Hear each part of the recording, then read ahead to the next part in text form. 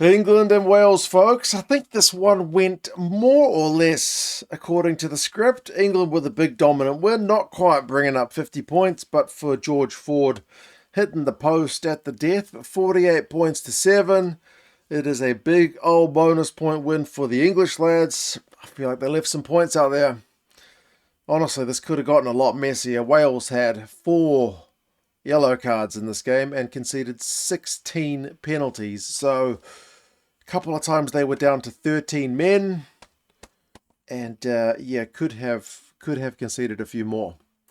So I don't know if that's a bit of a sad state of affairs between the sides at the moment, because England and Wales has traditionally been a cracking rivalry, but the two teams are just in a different place right now. England are flying high, and Wales, not so much. I mean, I saw a bit of the under-20s game the other day, and that felt more like England-Wales, but as I said, at the moment, for the senior lads, it is just two teams in a different place. We'll go through some of the key events and the stats pretty quick because she's a lopsided one, and you guys can let us know your thoughts. I mean, it was looking hairy for Wales early because Rhys-Emmett got charged down very early, taking just ever so slightly too long with his clearance kick, and put Wales under all kind of pressure. England ended up slotting a penalty from it to make it 3 points to 0.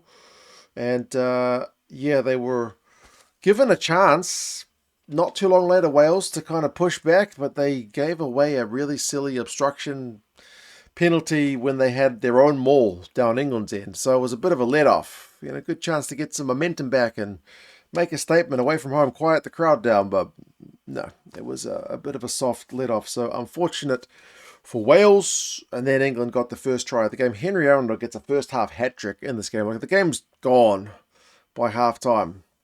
The first one is England directly in front, not opting for a 3 this time. It's a tap and go, a couple of phases up the guts, and then Mitchell to Ford to Arundel. It's the first of Ford's 2 try assists in this one as well, and it's 10 points to 0. We're kind of at, point a minute stuff at this point for England. England were about to extend their lead after more Welsh penalties conceded. The amount of penalties they conceded early on was horrendously high. However, Genge got himself a little bit of hot water for a push after the whistle had been blown, so the referee decided to reverse a penalty. So it was a bit of a let-off from an English perspective in terms of letting the Welsh guys off. But, I mean, did it make much difference? Not really, because Wales got a penalty again conceded, which meant a yellow card. Nicky Smith, he goes off, and then Dewi Lake in at the side of a maul defending the captain.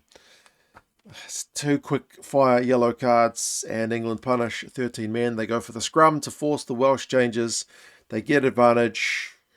I think they have 1 carry up the guts through the back, and then they spin it wide. So Arundel gets his second.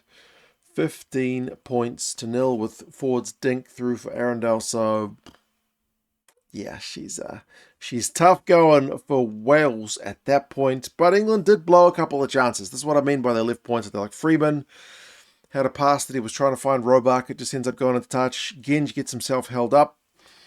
They did get the third one because Earl scored about a minute later. It was a nice shift of the ball through the English hands. Right wing through left.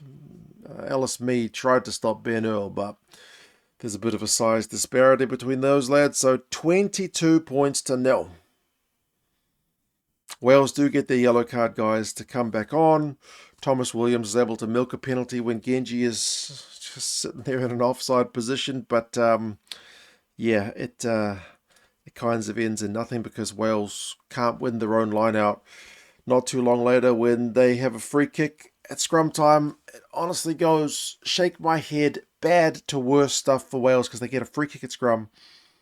The backs get the ball. They try to go quick, maybe catch England unawares, but Ben Thomas's pass can't link up with Rhys-Emmett. Ends up going nowhere, and I think is it Dingwall that grabs it, flicks it out to Henry Arundel, and it is a first half hat trick. 29-0.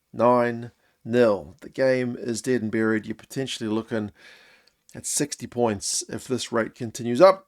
Fortunately for Wales, things do get a little bit better for them in the second half, but I use the word better in a pretty cautious manner. Wales did have a 5-metre tap chance before half-time. But to 5-metre tap it, you actually have to tap the ball. And Dewey didn't tap it. He just picked it up and ran with it. So, yeah, nothing really went right for Wales in the first half. The halftime stats are run meters 246 to 93. Possessions 59-41, territories 56-44, clean breaks is 3-zip. Penalty counts 10-6 against Wales. As the commentary team alluded to, you'd like to keep your penalty count below 10 across the entire match, let alone one half of rugby. Second half, scoring resumes. Roebuck has a nice wee line break, goes close after a maul, and then after a few phases of the forwards, they get it back out to the backs again. Roebuck's able to go over, so 36 points to 0. But maybe that seems to wake, I don't know if I say wake the Welsh up, but they actually had their best period of play, Wales. They had some ball down England's end for a while. You had some carries over the advantage line. You had England getting a yellow card. Maro Itoje's only just come on. It's a team yellow card, but he comes on and goes off about as quickly as he came on. So 14 men. The Welsh can get a try with the man advantage. The forwards go through some carries, and then Dan Edwards with the dink for Adams. It's pretty similar to the second Arundel try for England, to be fair. So it's 36 points to 7.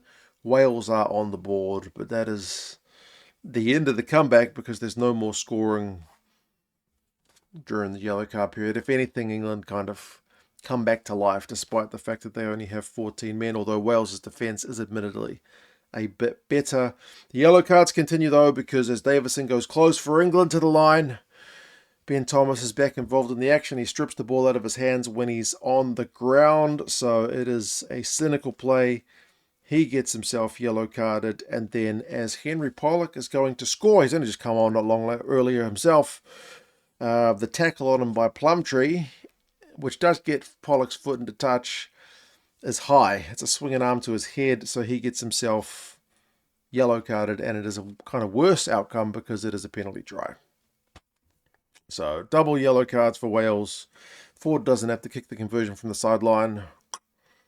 Yeah, we're at 43 points to 7. But I reckon England took their foot off the gas against 13 men here because they had, again, more chances but blow. And there was a Freeman try which got chalked off because of a neck roll in the build-up from Luke Cowan-Dickie. There were some loose kicks. Like Smith kicked it out on the full after coming on. And, I don't know, it just felt loose. Curry got himself yellow carded as well for a no-arms tackle. So there was cards galore, but they did get the final try. Freeman, English maul, Cowan-Dickie pops the ball to Freeman. He powers over about 3 Welsh defenders, so misconversion means 48 points to 7.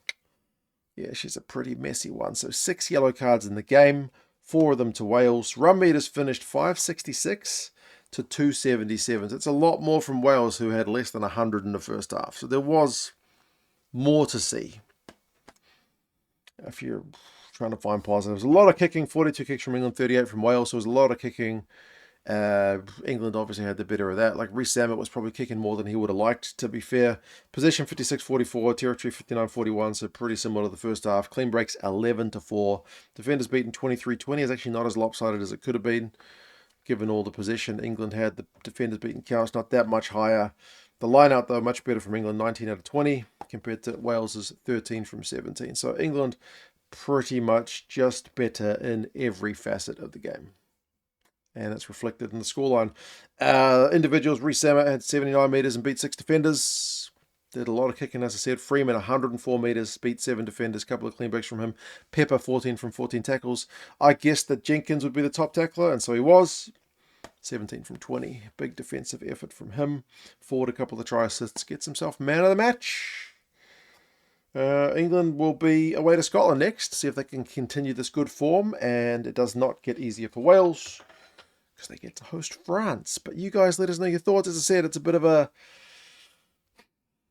lopsided situation at the moment between these two historic rivals. Under 20s was encouraging, but at the moment it seems like a long way back for the Welsh. You guys let us know your thoughts on the game, and I will talk to you guys again soon. See ya.